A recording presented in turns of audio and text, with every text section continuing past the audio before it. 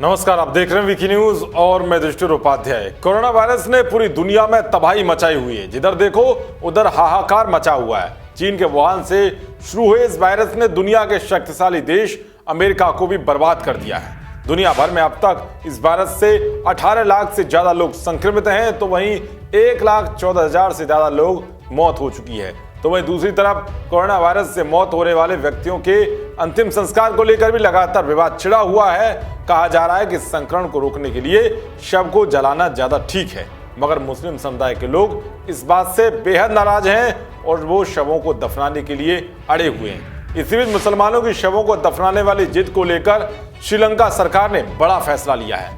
दरअसल श्रीलंका ने देश के अल्पसंख्यक मुस्लिमों की नाराजगी को अनदेखा करते हुए 12 अप्रैल को कोरोना वायरस से होने वाली मौतों का शवदाह करना जरूरी कर दिया है। यानी कि अब शवों को दफनाया नहीं जाएगा बल्कि जलाया जाएगा। अल्पसंख्यक मुस्लिमों का कहना था कि ये इस्लामिक परंपरा के खिलाफ है।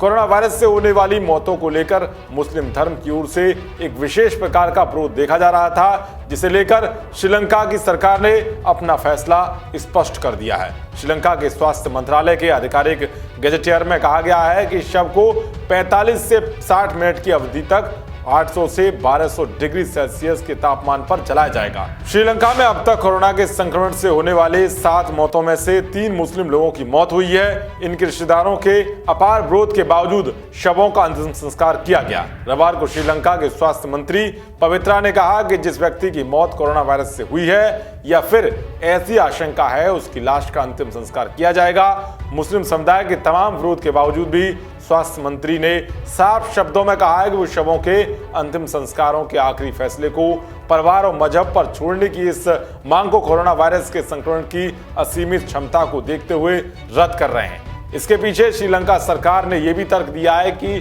श्रीलंका में पानी का स्तर ऊंचा होने के कारण शव दफनाने के बाद इसके संक्रमण का अधिक खतरा हो सकता है।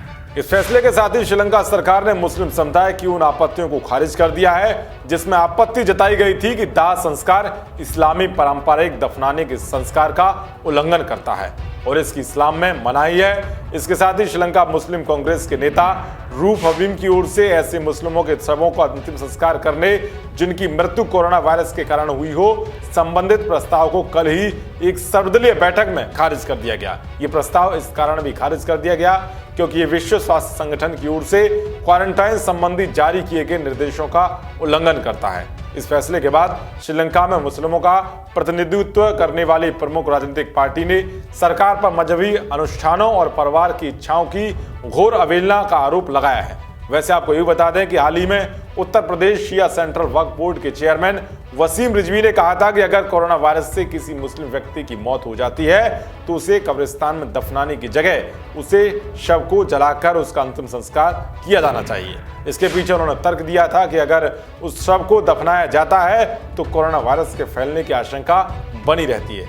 तो इससे पहले municipal corporation of greater Mumbai ने आदेश दिया था कि कोरोना वायरस से मरने वाले सभी मरीजों के मृत शरीर को जलाया जाएगा, चाहे वो किसी भी धर्म का हो, उन्हें दफनाया नहीं जाएगा। जिस तरह से श्रीलंका की सरकार ने कोरोना वायरस से मरने वाले मरीजों के शवों को जलाने का फैसला लिया है, उस पर आपकी क्या राय है कमेंट बॉक्स में जरूर बताएं।